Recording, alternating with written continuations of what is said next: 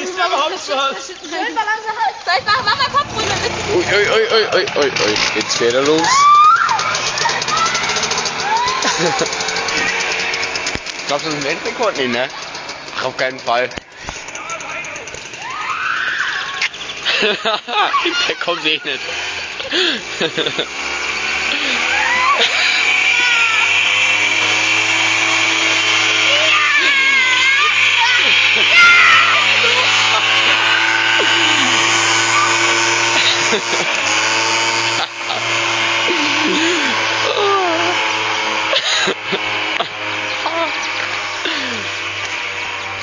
Kommentare, wenn ihr sowas auf der Straße seht. Ach naja, was soll's, das ist mal ein Späßchen. Draufspringen? Nee. Willst du draufspringen? Würdest du noch mitfahren? Ja klar. Als sechste Person? Ja, ich würde auch mit drauf Ein Auto hat auch Ich würd 5 drauf springen, Sitzplätze, also geht das schon. Ich würde auch mal drauf springen, aber das riskiere ich nicht. Ja, ich meine, es sind mehr Mitfahrer als PS. Das ist schon was. Ja.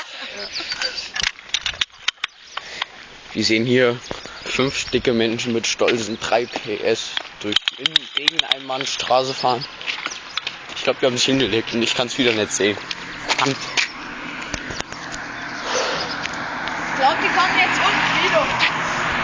Wir sind gespannt, wir haben sie verloren. Aber einen tollen Ausblick. Ich glaube, wir haben es hingeschmissen. Ja, ich denke, die liegen. Heißt du dein Ofen? Siehst du sie? Nein. Wir haben sie verloren.